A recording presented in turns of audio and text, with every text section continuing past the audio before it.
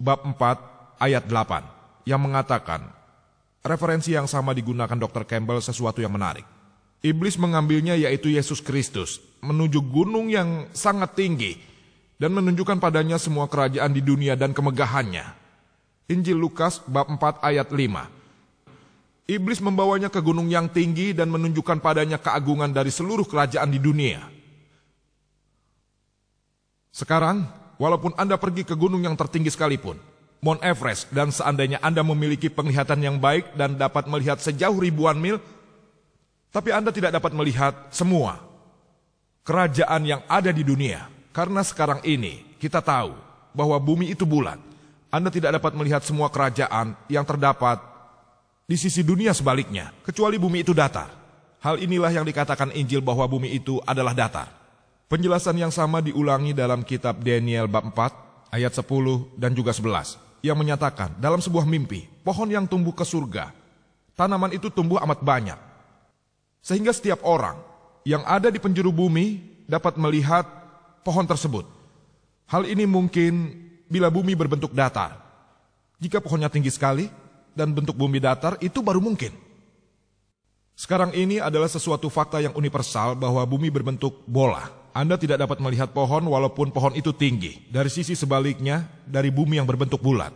Lebih jauh, jika Anda baca disebutkan dalam kitab Tawarik 1, bab 16, ayat 30, bahwa bumi tidak bergerak. Hal itu juga disebutkan dalam kitab Mazmur 93 ayat 1, bahwa Tuhan yang Maha Kuasa telah menstabilkan bumi, yang berarti bahwa bumi tidak bergerak. Dalam versi internasional baru dikatakan bahwa Tuhan telah membangun dan menghentikan pergerakan bumi sebagaimana dahulu. 1 menit. Tinggal 1 menit atau 1 menit lagi? Tinggal 1 menit.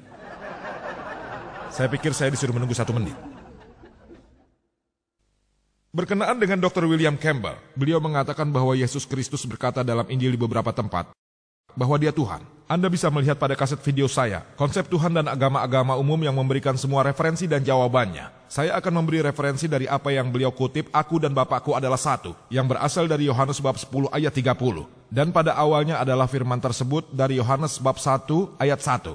Anda lihat konteksnya dan Anda akan mengetahui bahwa Yesus Kristus tidak pernah mengklaim dirinya adalah Tuhan. Anda dapat mengambil kaset saya yang tersedia di serambi luar dalam kemiripan antara Islam dan Kristen yang memberikan uraian bahwa Yesus tidak pernah mengklaim dirinya Tuhan.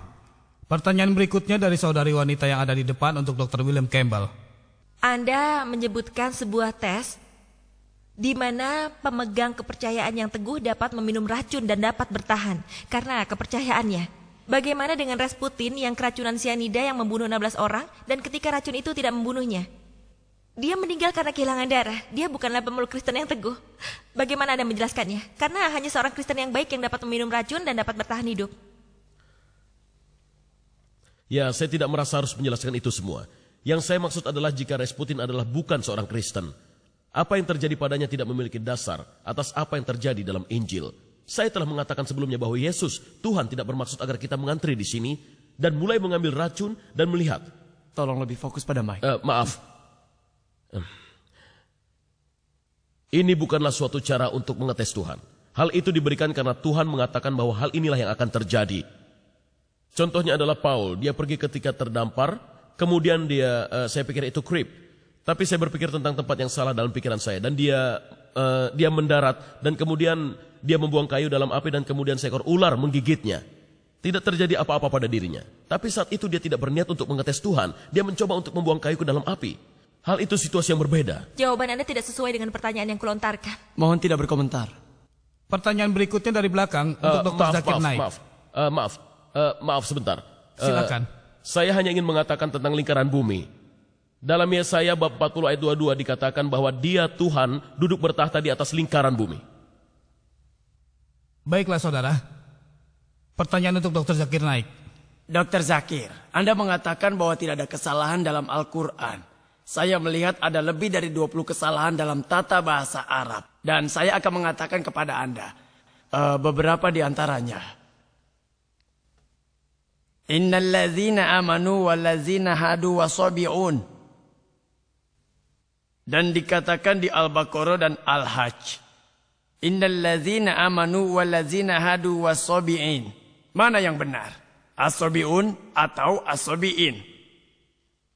Itu yang pertama. Yang kedua adalah Saudara, Anda mengatakan, maaf, hanya satu pertanyaan ini saja. pertanyaan yang sama. Dia mengatakan dalam surat Taha ayat 63. Inna hazani lasahiron.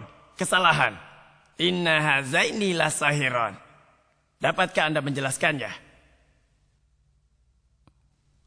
Dan Saudara, masih banyak lagi kami hanya kesalahan yang mengizinkan ada Anda di untuk situ. pertanyaan pertama. Untuk pertanyaan kedua tidak dapat kami izinkan. Karena kami telah sepakat bahwa hanya ada satu pertanyaan dalam Baiklah. satu kali kesempatan. Baik. Pertanyaan saudara sangat bagus. Saya akan urut dan saya setuju dia telah menyebutkan 20 masalah grammar. Dan buku yang dia rujuk adalah Dr. Abdul Fadi. Benar kan? Apakah Al-Quran itu sempurna? Saya dapat melihatnya, ya. Alhamdulillah, penglihatan saya baik.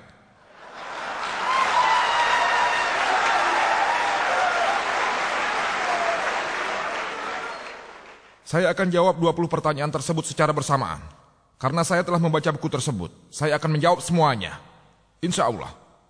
Poin nomor 1, saudara. Poin nomor 1, harus dicatat bahwa semua tata bahasa diambil dari Al-Quran.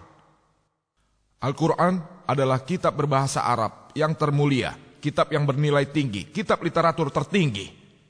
Semua tata bahasa Arab diambil dari Al-Quran. Al-Quran adalah buku pedoman tata bahasa. Karena Quran adalah buku pedoman tata bahasa, dan semua tata bahasa diambil dari Quran, maka Quran tidak mungkin mengandung kesalahan tata bahasa. Itu poin pertama. Poin yang kedua. Poin kedua. Ini seperti Anda mengambil penggaris dan penggarisnya ada di sini dan Anda katakan ukurannya salah. Sepertinya tidak masuk akal. Itu poin 2. Di tiap suku Arab yang berbeda, tata bahasa selalu berubah. Dr. William Campbell tahu. Tata bahasa selalu berubah. Dan pada beberapa suku Arab ada kata-kata yang bersifat feminim. Kata yang sama bahkan bersifat maskulin di suku yang lain. Kata yang sama pada suku yang berbeda, tata bahasanya berubah. Bahkan gender pun selalu berubah. Maukah Anda mengecek Al-Quran dengan tata bahasa yang salah? Tidak. Dan lebih dari itu, kepandaian Al-Quran sangatlah hebat. Sangat hebat dan jauh lebih unggul.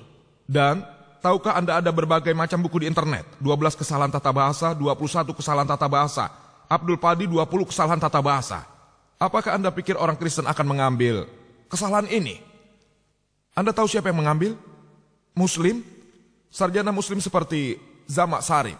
Apa yang mereka katakan? Bahwa tata bahasa Al-Quran sangatlah hebat, yang bertentangan dengan bahasa Arab konvensional. Tata bahasa Al-Quran sangatlah tinggi. Untuk membuktikannya mereka memberikan contoh, dan saya akan memberikan beberapa contoh yang akan menjawab 20 pertanyaan tersebut.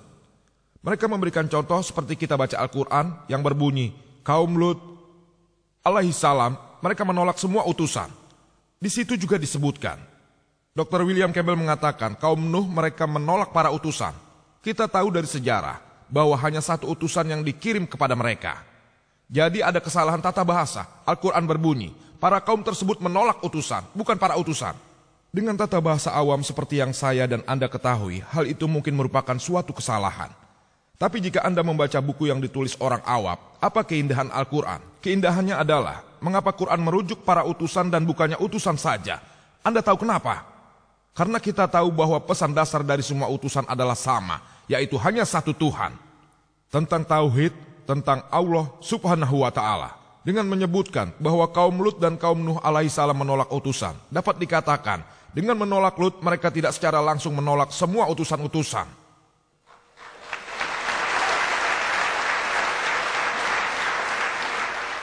Lihatlah keindahannya. Alhamdulillah. Anda mungkin berpikir ini suatu kesalahan. Ini bukan suatu kesalahan. Orang seperti Anisoros mengatakan bahwa Al-Quran berbunyi, kun fayakun, be and it is. Seharusnya kun fakana, be and it was. Past tense dalam bahasa Arab adalah kun fakana dan bukan kun fayakun. Namun kun fayakun lebih unggul. Dikatakan bahwa Allah, it was, it is, and can do. Past, present, and future. Terima kasih Dr. Zakir. Silakan pertanyaan yang berikutnya dari saudara yang ada di depan untuk Dr. William Campbell. Dr. Campbell, ini adalah pertanyaan yang tulus untuk mempelajari sedikit tentang Kristen. Saya ingin bertanya tentang bahwa kependettaan Yesus hanya selama 3 tahun setelah dia dibaptis oleh Yohanes Sang Pembaptis. Jadi, Yesus adalah orang yang terkuat kedua setelah